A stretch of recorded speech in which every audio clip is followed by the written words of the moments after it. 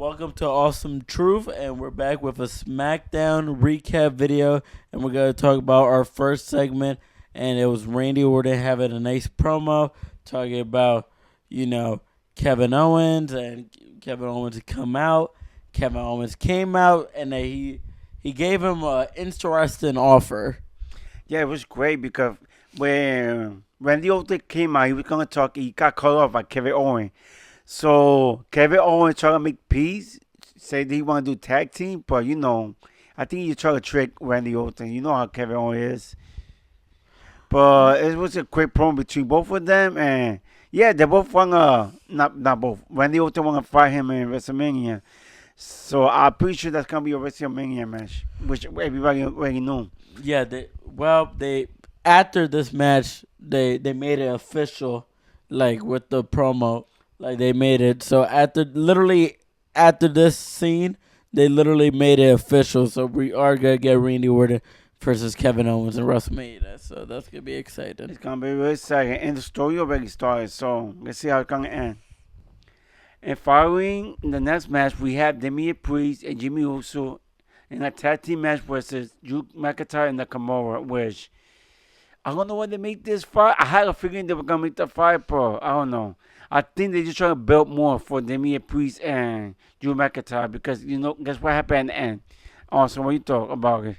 Yeah, Drew McIntyre was building up the match. They lost. Drew McIntyre was upset. Beat up Damien Priest with a claymore Again. in the neck. Yeah, I started to notice that every week, Priest can beat up by Drew. So I think that's gonna be a continued story. He's gonna keep can beat up. So it's not looking. I don't know. It's looking like the building up on Priest for Drew because he keep getting beat up every week. What do you think? If Drew McIntyre loses to Damian Priest, I don't know what they're doing with Drew McIntyre. If he loses to Damian Priest, that's a dumb decision in my opinion. Yeah, because the way they're building it, it doesn't even seem like they're making. Yeah, I don't know the way it look like.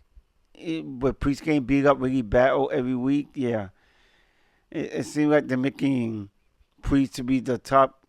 Hopefully, I don't know. I don't know what they're doing, Paul. Let's see what happened.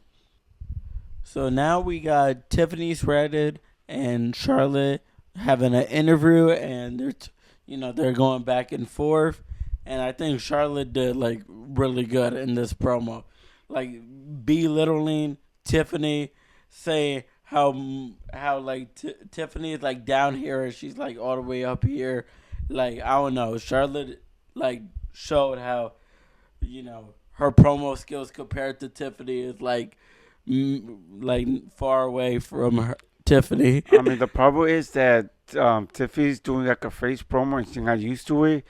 So I think that's kind of messed up, to be honest. Like, if Tiffany always being a heel, and now that she fighting Charlotte, she's gonna be a face. I don't think she used to be a face. So then that it's gonna suck because they're not making Tiffany look good. The past few weeks, it seems like they're not making her look good. So, I really hope it's a Tiffany beat Charlotte at WrestleMania. No, I hope Tiffany beats her, but I don't know. Yeah, I don't know what you were talking about, Tiffany. That's not Tiffany. I don't know. That's kind of crazy. what Tiffany is not good as a face? I don't know. That's She's crazy. That's crazy to me. Charlotte did amazing promo. Yeah, so I don't know. I know she. No, I'm not saying Charlotte did a great promo, but Tiffany is not that great as a face. But it is what it is. I don't know. That's crazy. So on the next match, we have Jacob Fatu versus Braun Strowman. They was having a great match, and I don't know where Solo again interrupt and cost Jacob Fatu to lose the match. As you can see at the picture, Jacob Fatu wasn't too happy about that. What do you thought about that? The reason why Jacob Fatu wasn't happy because there was a promo beforehand, and Braun Strowman said Nick Aldis, whoever wins this match next week, is gonna go face LA Knight for the United States Championship. Basically meaning Solo Sikoa caused Jacob Fatu a chance to fight for the United States Championship, meaning why Jacob Fatu is very upset. Yeah, and I don't blame him because they was having a good match, but they just Solo and Tonga just interrupt the match for no reason. It was kind of weird. Both of them was actually having a good match. So after the match with Strowman, and they show on the backstage, Fatu, Solo, and Tonga having like an argument. I mean, not having an argument. It's just Fatu screaming at Solo for interfering in the match, which, like also saying, he just cost him the, the United States Championship belt, which it didn't make sense. And so he kind of confused why he's so mad. What do you think about that? Yes, I don't know if this is setting up a match between them in WrestleMania. It's gonna be interesting seeing Jacob Fatu just keeping upset Solo making his mistakes. Yeah, that was crazy. Like that's the first time I see Fatu actually getting mad at. So I mean, that's the first time, but he says something to Solo. So every time he says something to Solo, it keep getting worse. So it's not looking good for Solo. Yeah. But now let's move on to the next segment. So we have Piper Nevins versus Zelina Vega. They had a pretty solid match, but you know everybody in Chelsea Green corner, Chelsea Green and Alba Fire, was too much for Zelina Vega. Yeah, everybody have a piece of Selena Vega. Everybody have a piece of Selena Vega, and it was hard for Vega to win. I don't know what she could have done. Like, So maybe something when Nick Aldis, saying that there could be no interference if they have another match, because this is not the end for Zelina. Even though she lost, I was surprised that she lost. I feel like she needed a win, but it makes sense because 3 against 1, and it's just Zelina Vega. So and Piper's like the stronger of the group, so it makes sense. Wow. I was in shock too. So yeah. So after the Selena and Piper match, we saw a teaser with the number 4 and a great stuff.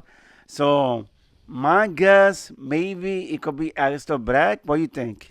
I'm thinking Aleister Black, and I'm guessing the 4 probably means the day he arrives or something like that. April, yeah.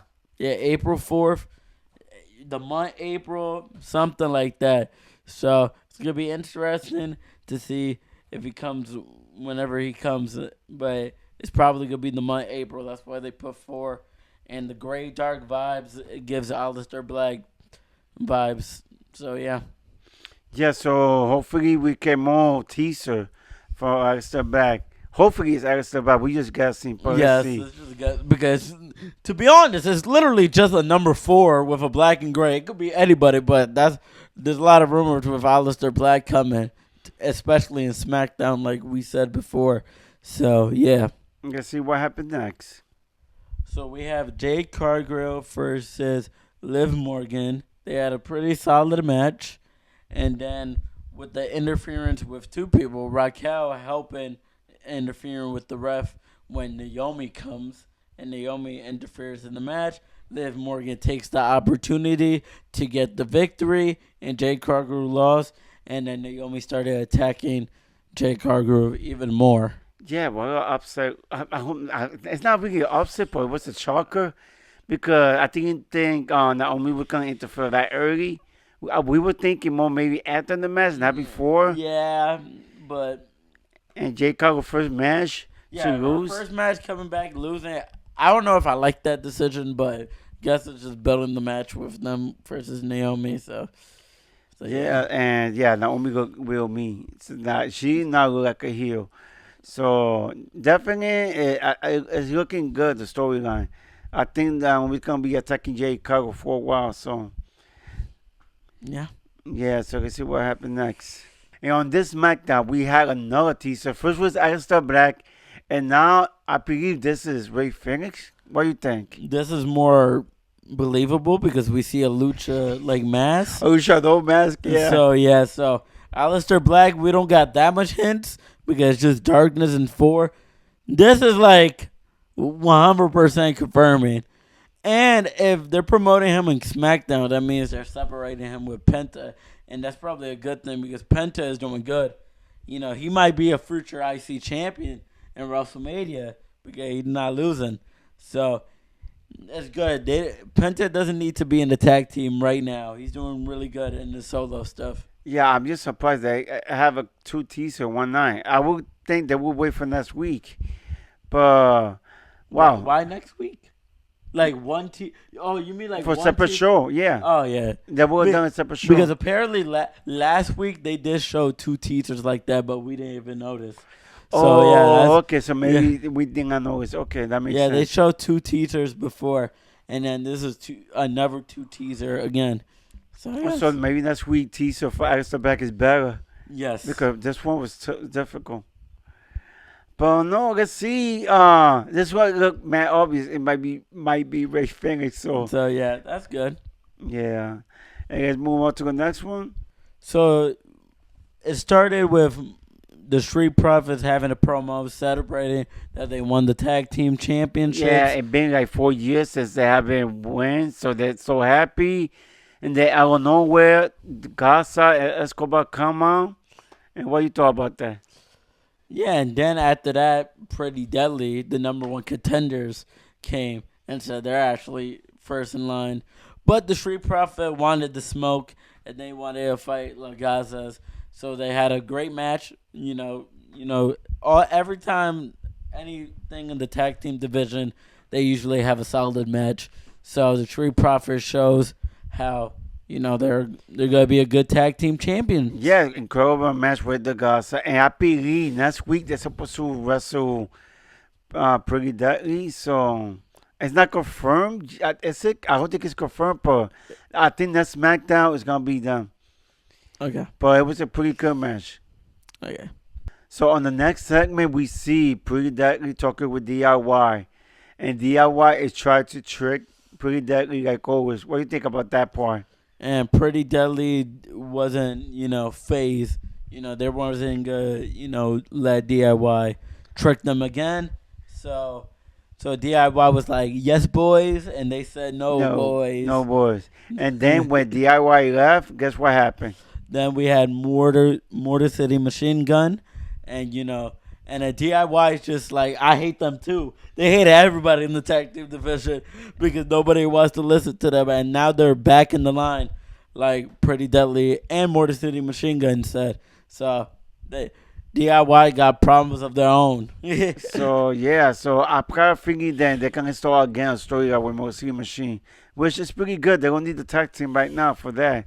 They could just have their own story without the tag team belt. So let's see what happened on the next SmackDown. So we get the returning OTC, original Tribal Chief, back. And he's saying that he had a lot of stuff to say. He had to talk about how CM Punk, betrayed him in Royal Rumble and defeated him. And he was talking about how Seth Rollins tries to kill him in Royal Rumble. So he tried to kill him in Monday Night Raw. So he was trying to get both revenge of what happened in Royal Rumble. And then what happened? Seth Rollins came out and he started complaining how the Tribal Chief didn't let me finish the job with CM Punk because he's the only one who could beat up CM Punk. I don't know why he think that, but I don't know why he think he's the only one who could beat up CM Punk. I've never seen a character that in WWE that hates somebody so much like Seth Rollins hates CM Punk. Is hilarious. And you know what happened when you start talking trash about CM Punk? CM Punk arrived, mad cocky, comes, the crowd is, cheering his name, singing his theme song. Roman Reigns and Steph Rollins especially pissed and angry about it. Yeah. And then CM Punk was telling him some facts. He was saying, first of all, Roman Reigns, to win the Royal Rumble is everybody for themselves. So you got to get eliminated, even though I helped you in War Games. Then he said, Steph Rollins, like, he was going to beat him, like, in Madison Square Garden. And then he was just talking mad trash. And then CM Punk pointed to WrestleMania, meaning, obviously we're going to get the triple threat match between CM Punk, Steph Rollins, and OTC Roman Reigns. Yeah, so out of that, all three of them started attacking each other. I think the show ended and they were still fighting. It was crazy. All three of them were attacking each other. Yes. I wish I could see the ending, but it just caught off and everybody just beating each other up. Oh yeah, the same way you see CM Punk pointing at WrestleMania, um, Roman Reigns did the also same. pointed Yeah, on the Roman Reigns WrestleMania did the sign. same. So it's gonna be like I thought, triple threat in WrestleMania. I don't think it's official, but that's why I feel like it's gonna be. Yeah, everybody feels like that way. And CM Punk also mentioned something about the favor. So Paul Heyman was like, right now? He's like, not right now. So we still don't know what this favor gonna be. I don't know if it's gonna be in WrestleMania. I don't know if it's whoever wins this match goes for the championship in the main event. I don't really know what this favor is gonna be with CM Punk, and I'm interested if we're gonna see it in WrestleMania. Yeah, definitely.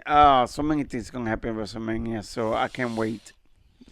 That it was crazy how everybody was fighting, but if you like what we doing, but with the recap, like I always say, just follow us at Twitter. Why I keep saying Twitter? You know what? Let me start again. No, we're keeping this in.